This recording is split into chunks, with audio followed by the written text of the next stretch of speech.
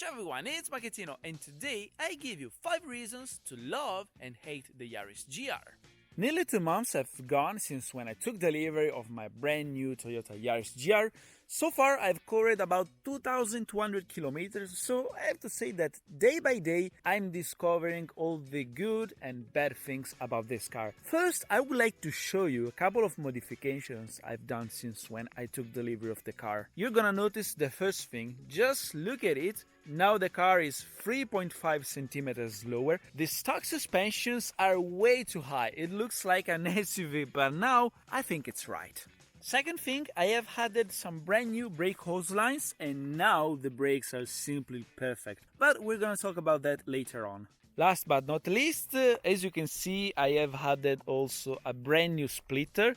It's been repainted black in order to match with the black plastics. Just look at it. The front is so menacing. And now guys, let's jump on board and talk about the things I don't like very much about my Yaris GR. There's a few to talk about. Let's start by saying that I'm in love with this car. I'm not gonna sell it anytime soon, but of course, when I drove it for the first time, it was like for a couple of hours, I immediately fell in love with it. You realize only with the time and with the miles what are the real good and bad things about this car. So now, let's start by showing you how annoying it is whenever I start the Yaris. So, whenever I start the car, this is the procedure.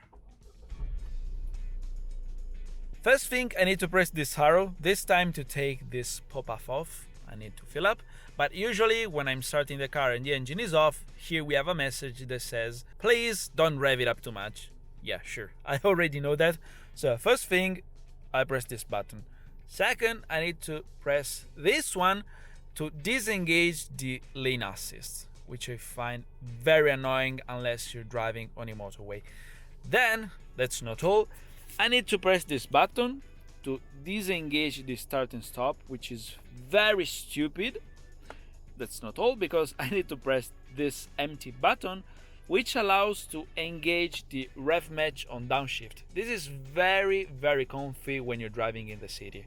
When I'm driving sporty, of course, I would like to rev match by myself. I think that Toyota should have added on this car your own custom setting, like Audi, Mercedes and BMW offer, because doing this every single time I start the car, it's seriously annoying. I mean, for me, it's okay to disengage and press all the buttons when I am on normal mode, but when I engage sport or even track mode, I shouldn't do all these things, because just think about it, if I am on sport on track, why would I need the lane assist, the start and stop? So yeah, I think that Toyota could have come up with a better way to use all these functions depending on the setup you're using for your driving style.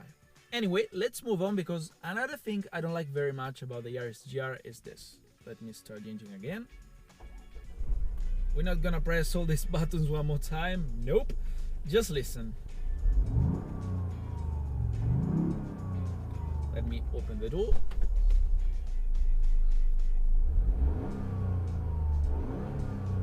This car doesn't sound at all. All you hear is the fake engine noise that comes through the speakers of the car. It's an NOS exhaust note, but if you get behind, you don't hear anything.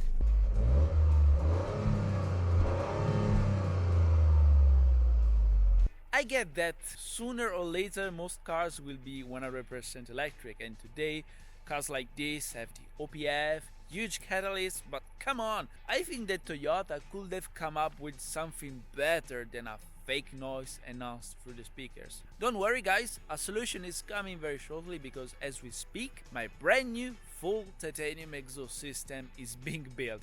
So I think it's a matter of weeks and then this car will shout. As you probably know, one of the coolest things about the Yaris GR is the fact that it has a real carbon fiber roof. Specifically, it's a forged carbon fiber, which is pretty cool, isn't it? How many cars in this segment have this kind of feature? I will tell you. None. Just the Yaris GR. So it's pretty cool to raise up here and look at the carbon fiber roof. No, not really, you cannot, because Toyota has covered the forged carbon fiber roof with a fake carbon fiber wrap. they did it for real. I think they did this just to save money because I think they have realized it's cheaper to apply a wrap in order to protect the forged carbon fiber instead of painting with some layers of transparent paint. But hopefully I have a solution also for this, because just look at this. When you take the wrap off, this is the final result. I think when you have a bare carbon fiber roof like this, it's much better to look at instead of a wrap. I'm not even a great fan of the forged carbon fiber, but this is much better than a wrap.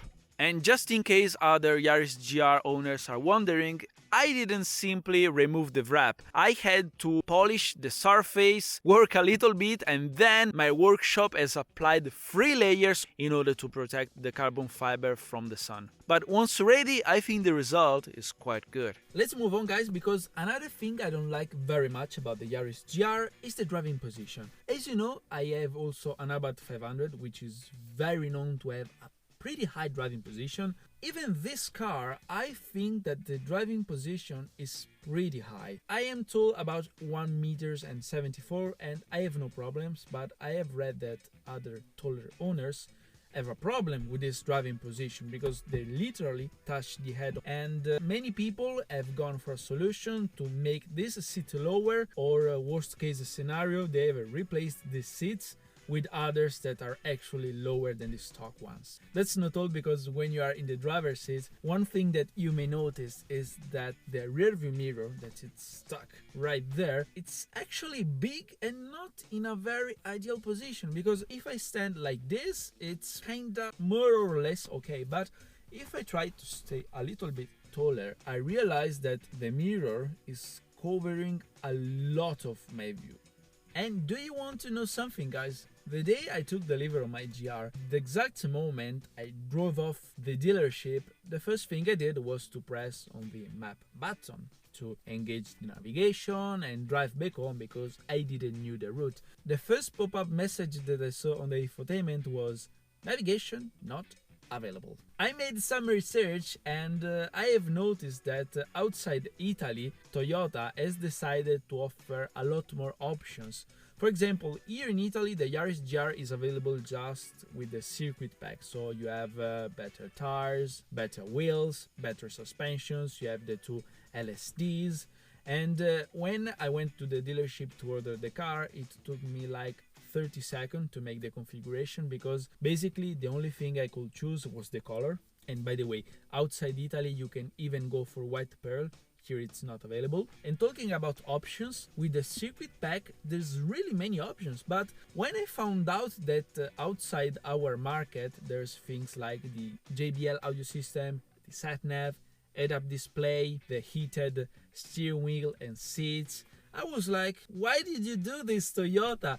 If I had the opportunity to buy these options, probably I would have bought all of them, because I find them very useful, not just for the sports driving, but also for daily driving and winter driving. Basically, I bought this car to have a great time on winter time with the hot seats and steering wheel. Well, that would have been very good. But yeah, when I found out that outside Italy you can really go for many options and versions of the Toyota Yaris GR, I was kinda disappointed. Anyway, it may sound that I don't like this car very much. At the contrary, I'm in love with the GR. So I think that now the time has come to tell you all the things I truly love about this car. Those things that made me want to buy it and bring it home as soon as possible. So now the time has come to tell you the things I like most about the Yaris GR. When this car was unveiled to the world, many people were like, "Ooh, Toyota, what have you done? A 3-cylinder engine? You gotta be kidding me." I have to admit, I was thinking the same thing prior driving it, but once I drove my friend's GR, I immediately fell in love with this little pocket rocket. We're talking about a 1.6 3-cylinder turbo engine that is quite powerful. We're talking about 260 horsepower, 360 Newton meters of torque. Guys, trust me, this engine is amazing. It redlines at 7,000 RPMs, but you will want it to rev it up to 6.5 there's no point to push it to the red line. It's amazing. All stock like this, it's so fast. The acceleration is pretty brutal, to be honest. There's a very little turbo lag.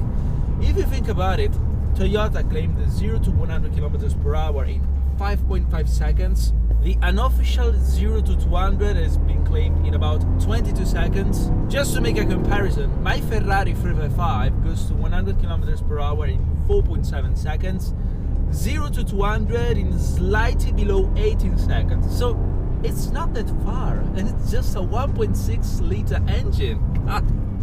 And the great thing about this engine is that with just a few little modes, the potential is huge, because a lot of tuners are taking out of this engine with just a full exhaust map.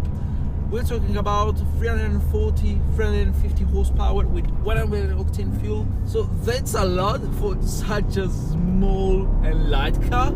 So if you get impressed by the power of the engine, you will get impressed even more by the braking power, because this car has mega brakes. We're talking about the biggest brakes of this segment. Most car makers tend to make underpowered cars in terms of braking power, but it's not the case of the Yaris GR.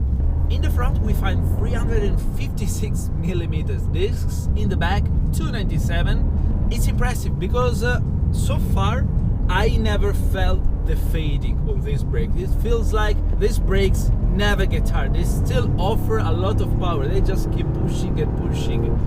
Feels like they can hold even more power and weight. So I think that Toyota, under this point of view, has done a truly remarkable job. Just look at this. So let's brake very hard. Oh, brakes of the Yaris GR will truly leave you speechless. They are so powerful. They're perfect. I think, considering that these brakes are stock, the only thing I changed were the brake hose lines. With just these little modifications, I think these are some of the best brakes I have ever experienced on a road car. And you know what, guys? One of the things that really made me want to buy one of these was the fact that you have 2 limited slip differential, and with this button you can change the power delivery. So for those who doesn't know that, we have 3 settings. In normal, 60% of the power goes to the front, 40 in the back. Then we have sport, 30 in the front, 70 in the back. And then we have track mode, 50-50. Now we're driving in sport, and it's amazing the fact that whenever you change the setting, the behavior of the car really changes. You can feel the difference. I don't drive in normal very much because it feels kind of front wheel drive. With sport mode, the car feels so sharp, so precise. But then when you put in track mode, the traction is truly endless. You feel that the car is so neutral, so glued to the road. And this is the perfect setting if you wanna drive as clean as possible, as fast as possible, but also when it's a snowy day, and I seriously cannot wait that season, you can really play sideways with this car. So if you think about all these features, and think also about this amazing 6-speed manual transmission, this sharp and precise steering wheel, just think about the whole package, the driving experience that this car is capable to offer to the driver. It's a car that really leaves you speechless because it's so fun and fast. The driving experience that this car is capable to offer, it was something I wasn't experiencing since quite a long time, I have to admit. And if you think about it, this is a car that shouldn't even exist in this modern and electrified era.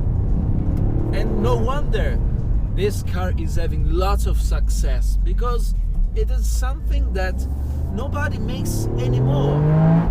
It's great to see that Toyota is still focused to make this kind of cars for petrolheads, and let's say this kind of affordable cars.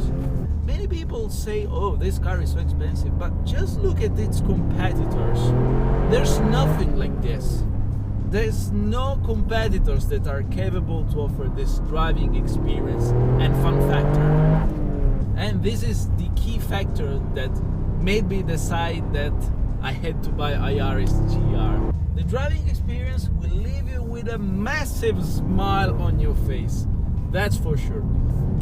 So even though this car is capable of great and remarkable performance, it's not all about the power and the performance of this car, because this is my new daily driver, and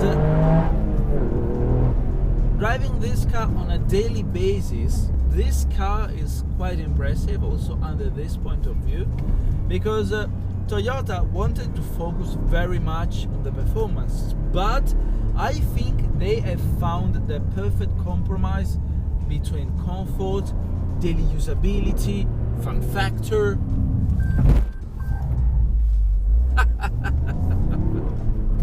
This is what I'm talking about. I can easily go to the supermarket, and on the way to the supermarket I can take a winding road and have a great time with it. The steering wheel in the city, it's not that hard. Even the clutch. At first I was quite worried. I was like, oh, it will be a pain in the ass driving in the city or being stuck in the traffic. But it isn't, to be honest. So if you're looking at a car to use every day, to be fast, comfortable and usable every day, I think the Yaris GR is a very smart choice. I've bought this car myself. There's no brand new. I'm very happy to tell you guys what's it like to live with this car and tell you the good and also the bad things about it. But overall, I think that this is quite an amazing product. So if you get a chance to drive it, go for it. If you want to buy it, go for it. And I think I will see you soon with more modifications on this car. So hope you guys enjoyed the video, and make sure to subscribe to my YouTube channel for more. And as always, thanks for watching. Ciao!